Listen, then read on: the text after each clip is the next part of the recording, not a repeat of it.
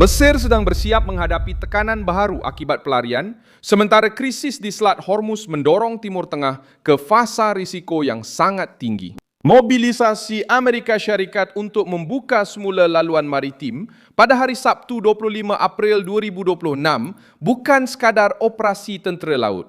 Ini adalah petanda bahawa perang Teluk mungkin kembali dalam bentuk lain dan penindasan brutal oleh Iran sedang menyebabkan lebih banyak perpindahan manusia serta tekanan tambahan ke atas negara-negara yang sudah berada di ambang batas. Krisis bermula di laut tetapi dijangka berakhir di sempadan. Titik paling sensitif sekarang bukan sekadar minyak tetapi penduduk awam. Dengan perang yang dijangka akan kembali dalam skala yang lebih besar, satu gelombang baru penghijrahan dari Iran sedang mengancam untuk bermula. Saya akan ceritakan semua itu kepada Anda. Tetapi sekarang Anda pasti mahu melanggan saluran ini untuk terus mendapat maklumat terkini, maklumat masa nyata dengan kualiti kewartawanan terbaik yang pernah Anda lihat. Dalam Standard Credibility, Milson Alves News. Apa yang sedang berlaku adalah seperti berikut. Mesir dan negara-negara di sekitar Iran sudah melihat krisis di Iran sebagai satu bom migrasi yang sedang terbentuk. Mesir, walaupun tidak berkongsi sempadan dengan Iran, sudah menampung kira-kira 1,099,000 pelarian dan pemohon suaka yang didaftarkan oleh agensi PBB bagi pelarian. Selain daripada data rasmi yang menyebut 1,5 juta rakyat Sudan yang telah melarikan diri ke wilayah Mesir sejak bermulanya perang di Sudan, pada masa yang sama, Turki yang berkongsi sempadan secara langsung dengan Iran sudah menjadi laluan pelarian bagi rakyat Iran yang cuba melarikan diri daripada ketidakstabilan. Associated Press telah melaporkan bahawa ramai rakyat Iran sedang cuba untuk transit, mengekalkan status visa atau mencari keselamatan sementara. Iraq, Pakistan dan kawasan jiran lain juga berada dalam keadaan berjaga-jaga kerana mereka sudah pun berhadapan dengan orang yang dipindahkan, pelarian dan perkhidmatan awam yang tertekan. Al Jazeera melaporkan pada Mac 2026 bahawa negara-negara jiran Iran sedang bersiap secara senyap untuk kemungkinan eksodus. Sementara laporan kemanusiaan PBB memberi amaran tentang risiko yang semakin meningkat bagi perpindahan dalaman, pergerakan keluar baharu melalui SEMPA, dan pergerakan ke negara lain. Masalahnya adalah mudah dan serius. Jika perang di Teluk kembali dengan hebat, bukan sahaja kapal yang keluar dari laluan, malah seluruh keluarga akan keluar mencari keselamatan. Dan apabila pergerakan ini bermula, ia memberi tekanan kepada perumahan, hospital, sekolah, pekerjaan, keselamatan awam dan makanan di negara-negara yang sudah pun terbeban. Selepas Revolusi Islam 1979, beribu-ribu rakyat Iran meninggalkan negara itu kerana ketakutan politik, penganiayaan, krisis ekonomi dan keretakan sosial. Kemudian datang perang antara Iran dan Irak. Dari tahun 1980 hingga 1988 telah memperluaskan perpindahan dan menyemarakkan diaspora yang tersebar ke seluruh Eropah, Amerika Utara dan kawasan lain. Kajian mengenai migrasi rakyat Iran menunjukkan bahawa Iran telah menjadi salah satu sumber utama pemohon suaka di Eropah sejak Revolusi Islam. Masa lalu itu membebani masa kini. Perang lama antara Iran dan Irak bukan sahaja menghasilkan askar yang terkorban dan bandar-bandar yang musnah. Perang itu telah memaksa keluarga keluar dari kawasan yang terdedah, menyebabkan lebih ramai golongan penentang melarikan diri dan meninggalkan kesan mendalam dalam masyarakat Iran. Satu kajian mengenai ingatan dan pengasingan rakyat Iran mencatat bahawa kemuncak permohonan suaka yang berkaitan dengan gelombang ini berlaku pada tahun 1988. Dengan lebih daripada 47,000 pemohon. Ini bukan satu butiran yang terlepas dalam sejarah. Ia adalah satu amaran. Apabila tekanan ketenteraan bergabung dengan penindasan dalaman dan krisis ekonomi, melarikan diri menjadi pilihan untuk terus hidup. Sekarang kebimbangannya adalah skrip ini akan berulang dalam skala yang baru. Iran sudah pun ditekan oleh sekatan laut, ketegangan dalaman, kejatuhan keyakinan, dan ancaman serangan baru.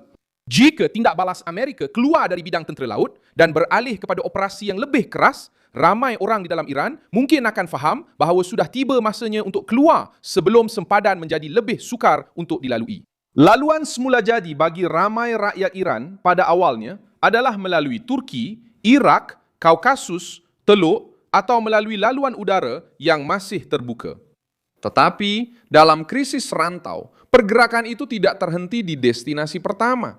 Ia merebah melalui rangkaian keluarga, laluan penyeludupan, permohonan suaka, dan koridor kemanusiaan.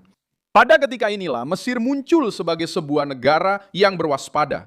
Kahera tidak terletak di sempadan langsung dengan Iran, tetapi ia berada di tengah-tengah krisis yang semakin menimbun. Mesir mempunyai terusan Suez, mempunyai hubungan dengan Gaza, menerima tekanan dari Sudan, berbincang dengan negara Teluk, dan berfungsi sebagai tempat persinggahan serta penempatan untuk pelbagai komuniti. Jika negara Teluk terlibat dalam peperangan baharu, Mesir bukan sahaja menerima kesan diplomatik, tetapi juga menerima kesan dari segi kemanusiaan, ekonomi, dan keselamatan. Kemungkinan keluarnya rakyat Iran turut menjadi faktor tekanan baharu dalam situasi ini. Dalam peperangan serantau, sebahagian daripada mereka yang dipindahkan mungkin akan mencari laluan alternatif, terutamanya apabila laluan lain menjadi mahal, ditutup atau berbahaya.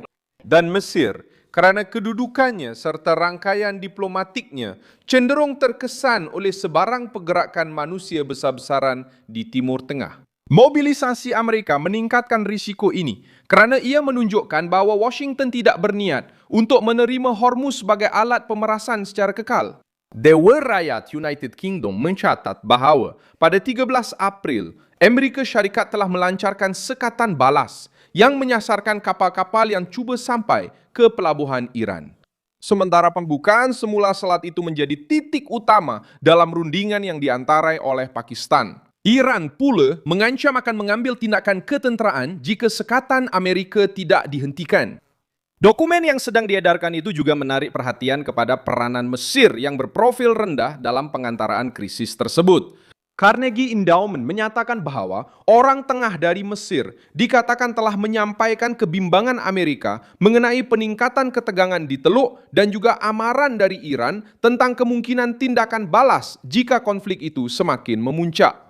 Ini menunjukkan bahawa Kahera tidak jauh daripada masalah tersebut. Ia sedang cuba menguruskan krisis itu sebelum ia benar-benar sampai ke pintu mereka. Namun, diplomasi mungkin tidak mencukupi. Jika perang kembali ke fasa darat, laut, dan udara secara serentak, Mesir akan dipanggil untuk menyatakan pendirian. Negara-negara Teluk mungkin akan menuntut sokongan. Amerika Syarikat mungkin akan menuntut kerjasama. Israel akan memantau setiap pergerakan. Dan negara-negara Eropah yang bimbang tentang tenaga dan migrasi juga akan mendesak kestabilan. Kahera perlu melindungi ekonominya, wilayahnya, dan sempadan sosialnya pada masa yang sama. Sejarah rantau ini mengajar bahawa peperangan tidak berakhir di tempat ia bermula. Revolusi Islam telah menyebabkan pelarian. Perang antara Iran dan Iraq telah menyebabkan perpindahan. Perang Teluk telah menggerakkan tentera, minyak, dan pakatan. Perang di Syria telah memaksa berjuta-juta orang meninggalkan rumah mereka. Konflik di Sudan sudah memberi tekanan kepada Mesir. Sekarang, satu krisis baru dengan Iran boleh membuka satu lagi krisis kemanusiaan yang kurang kelihatan berbanding kapal induk, tetapi sama berbahayanya kepada kestabilan jangka panjang. Perkara utama ialah pelarian tidak muncul begitu sahaja. Mereka muncul apabila negara gagal memberikan keselamatan. Apabila perang menghampiri Malaga, apabila mata wang kehilangan nilai, apabila ketakutan mengatasi rutin, dan apabila keluarga sedar bahawa menunggu boleh membawa padah yang besar. Dalam kes Iran, terdapat ingatan sejarah tentang pelarian. Terdapat diaspora yang terbentuk akibat dekad-dekad perpecahan politik. Terdapat satu generasi yang sudah tahu kemana hendak lari, siapa yang perlu dicari, dan bagaimana untuk cuba keluar. Jika perang semakin memuncak, rangkaian ini boleh diaktifkan dengan cepat. Sementara itu, Amerika Syarikat terus bergerak dengan logik ketenteraan mereka. Membuka semula Selat Hormuz telah menjadi simbol kekuatan. Washington mahu membuktikan bahawa Iran tidak boleh mengancam ekonomi global dan kemudian mendapat ganjaran. Namun setiap langkah ketenteraan pasti ada kesan sampingan. Jika tekanan menjatuhkan perdagangan Iran, kemungkinan pelarian akan meningkat. Jika pelarian meningkat, negara jiran dan rakan kongsi akan menanggung akibatnya.